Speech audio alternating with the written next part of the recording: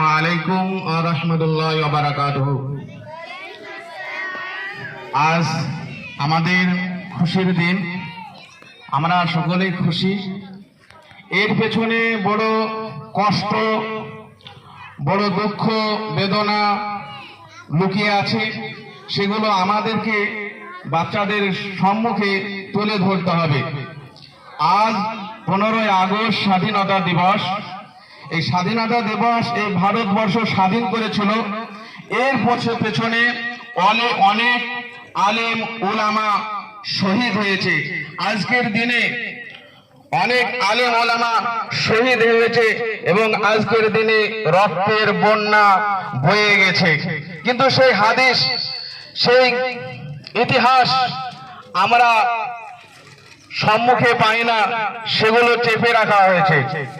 আজ থেকে 78 বছর পূর্বে এই ভারতবর্ষ ছিল অত্যাচারী জালিম ইংরেজ শাসকের অধীনে। ইস্ট ইন্ডিয়া কোম্পানির ইস্যু করে এই ভারতবর্ষে এসেছিল, কিন্তু তাদের উদ্দেশ্য ছিল ব্যবসা করার নয়, বরং তাদের উদ্দেশ্য ছিল এই ভারতবর্ষের মাল দৌলত, ধান দৌলত, টাকা পয়সা শোষণ করে, লুণ্ঠন করে তার নিজের দেশে নিয়ে যাওয়া। এইভাবে তার অগ্রগতি চলতেই লাগলো। তারপর সেই সময় এই ভারতবর্ষের বাদশাহ ছিলেন বাদশাহ জাহাঙ্গীর। তিনি ওনাদের কথা অনুভব বুঝতে না পেরে ব্যবসার অনুমতি দিয়েছিলেন। এইভাবে আস্তে আস্তে এই ভারতবর্ষকে কব্জা করেছিল। এই স্বাধীন ভারত যে আমরা পেয়েছি, এর পেছনে প্রথম আন্দোলন করেছিলেন ফজলুল হক খয়রাবাদী, মাওলানা আশফাকুল্লাহ, রশিদ গাঙ্গুহি। এরা সর্বপ্রথম জিহাদের ডাক দিয়েছিলেন। আর এই জিহাদের কারণে জাতি, ধর্ম, বর্ণ নির্বিশেষে সকলেই বুকের টাটকা তাজা খুনকে ঢেলে দিয়ে এই ভারতবর্ষের মাটিকে রক্তে রক্তাক্ত করে সাম্রাজ্যবাদী ব্রিটিশকে বিতাড়িত করে এই পরাধীন ভারতে স্বাধীনতার পতাকা উত্তোলন করেছিলেন। যেহেতু আমরা স্বাধীন ভারতের স্বাধীন নাগরিক হিসাবে 15ই আগস্ট স্বাধীনতা দিবস উদযাপনা করে থাকি। যেহেতু আমরা স্বাধীন ভারতের স্বাধীন নাগরিক হিসাবে 15ই আগস্ট স্বাধীনতা পতাকা উত্তোলন করে থাকি।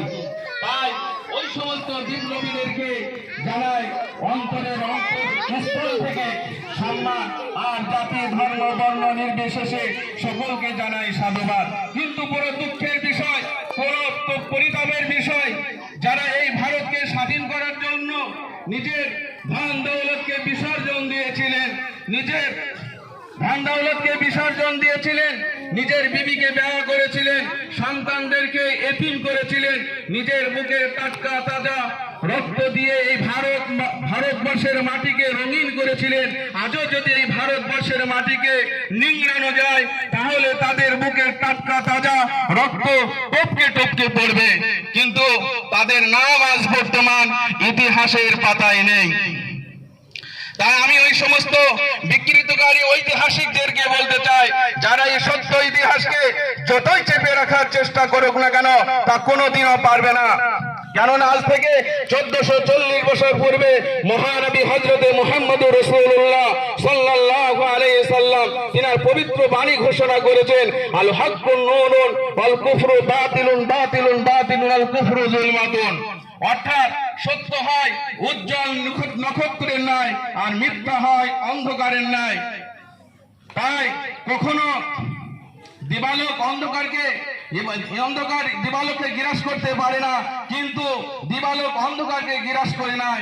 তাই ওই সমস্ত বিকৃতি হিংসুকের দলেরা, মিথ্যুকের দলেরা, বিশ্বাসঘাতকেরা যত এই ভারতবর্ষের সত্য ইতিহাসকে চেপে রাখার চেষ্টা করুক না কেন, তা কোনোদিনও পারবে না। একদিন না একদিন প্রকাশ পাবে ইনশাআল্লাহ। তাই এখানে কবি কি বলছেন, হতে পারে এই ভারতবর্ষ হিন্দুস্তানের মাটি, মুসলমানের রক্ত দিয়ে হয়েছে খাঁটি। হতে পারে এই ভারতবর্ষ হিন্দুস্তানের মাটি, মুসলমানের রক্ত পড়েছে কাটি। ভারত স্বাধীনে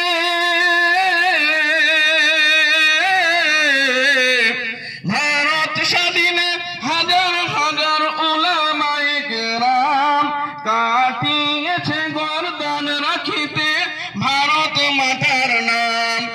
ইংরেজদের তাড়িয়ে আনিল ভারতের স্বাধীনতা, মুছে গেল ইতিহাস হতে আজ তাদের কথা। ক্ষুদিরাম বাদল বিনয় দীনেশ প্রফুল্ল চাকি, এরাই এনেছে স্বাধীনতা আর কেউ আনেনি নাকি। মৌলানা সবত হিজুর রহমান হোসেন আহমদ মাদানী, আশফাকুল্লাহ রশিদ গঙ্গুহিকে ওরা চিনেনি। যাদের